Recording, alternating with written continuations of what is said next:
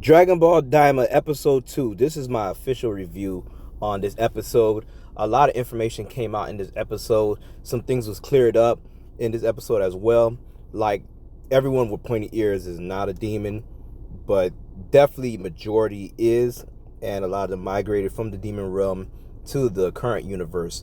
So that was some hidden information. Now the episode, this one is more focused on everyone else, like the good guys pretty much. We got to see in episode 1 more of the focus of the villains and everything like that, which I still don't think Goma is going to be the main villain, but it's still possible because there was some clues in this episode. So there's a lot of stuff we got to examine, because when the Supreme Kai is pretty much explaining to Goku not to, trust Glorio, and also to be, also worried about Goma as well, because he's saying that he's very powerful. Now, this statement can be taken with a grain of salt because it could foreshadow that Goma may have, my guess, probably a transformation where he turns into more of his, fighting body, I would say, whereas more so like, something more threatening and to show his actual power.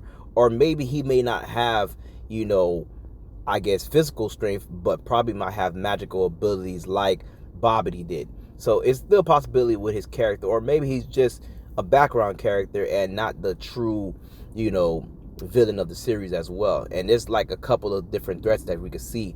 Now, I'm going to do a video about who is the actual true villain for Daima, but in this episode we're just getting little clues that they do touch upon. So it definitely foreshadows some stuff about Goma, so don't let that statement go over your head. But at the same time too, Supreme Kai is someone who kind of overestimates certain characters, like even in the Buu saga when he shows up, to make it seem like, how powerful he was, and just how surprised he was to see, Gohan and everyone else strength when they showed up, and realized how strong they was, and how they talked about Deborah and a couple other characters to just see their true power. So I don't think he's also someone who's reliable when it comes to, like, testing people power as well. But that is a statement just to kind of take with a grain of salt, but don't forget that statement as well.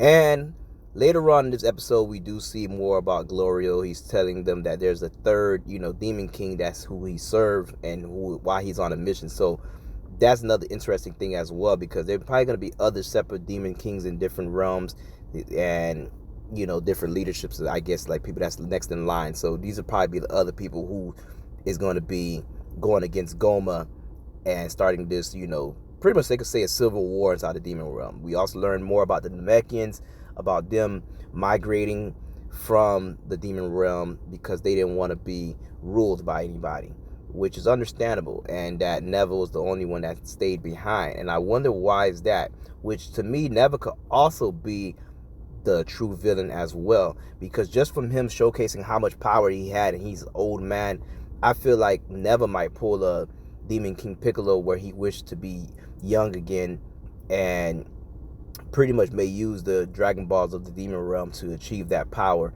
and become, stronger than anything that we've seen so far at the time.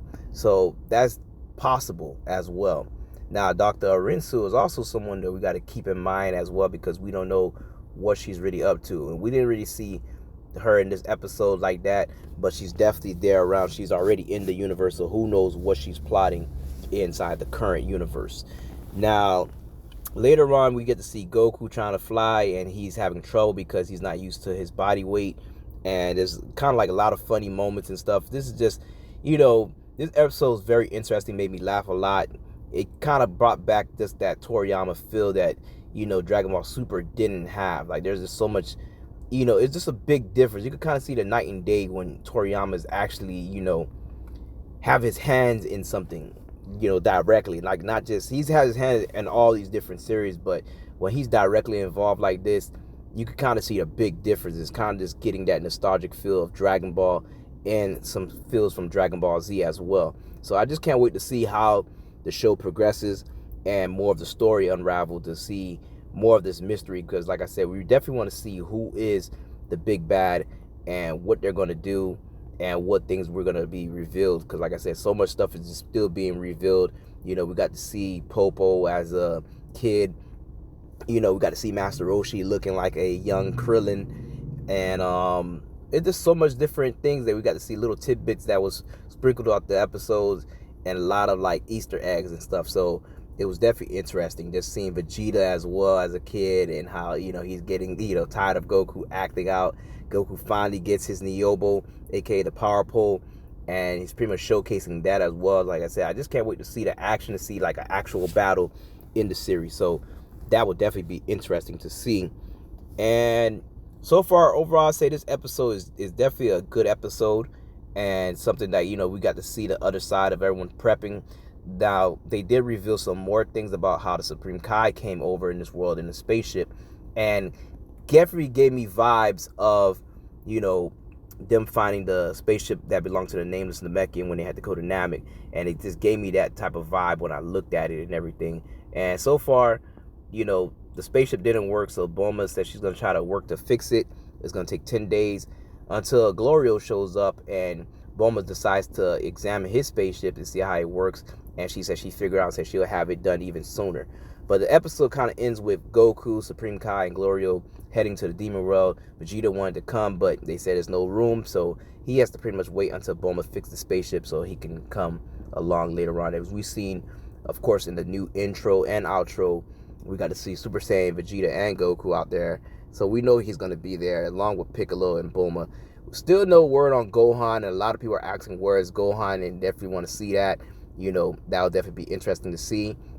We got to see Goten and Trunks turn back into babies, and kind of go into their minds to see their thought process and stuff. So even though they're a baby, they could kind of still work their minds a little bit to, you know, because pretty much you're not really like a baby, like you're a baby, but you still kind of have that, you know, your sense in a sense. So that was definitely interesting and funny little moments that we got to see. So we also got to see that the dragon only granted them one wish due to them not being, you know, regulars. So like they're not Goku, Bulma, the regulars, they'll get the 3 wishes. But if you're someone brand new, you're only going to get 1 wish. So at that time, you know, Goma got upset in the beginning of the episode about that, saying that he would have wished for the evil eye instead of the wish to them turn into kids. So, and also Neville also responded that he could not do that technique, you know, twice in a row. So it's going to take time for him to kind of like rejuvenate before he can do that again. But they decided to kidnap Dende. So this will definitely give them a reason for why they want to go to the Demon World and chase after Goma, because now they have to rescue Dende and also figure out how to turn themselves back into adults. So this is also another interesting thing as we get more information about the, you know, the Demon World Dragon Balls a little bit, that they're still being guarded and trying to figure out a way to use those. So right now, this episode so far was definitely a good episode. Can't wait for episode 3 to see where the shows go. If you haven't started watching this show yet, I suggest you do, because it's definitely just giving you a classic new breath of air of when you're watching Dragon Ball. It's like something new.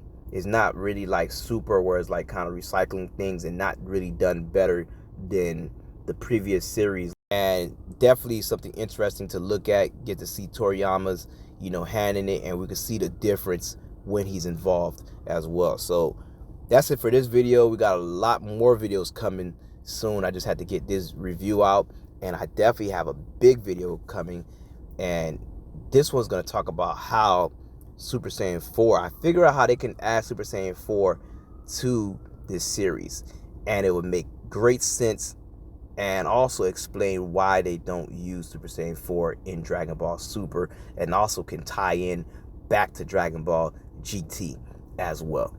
And that's it for this video. Don't forget to like, subscribe, hit the notification bell, and I'll see y'all on the next video.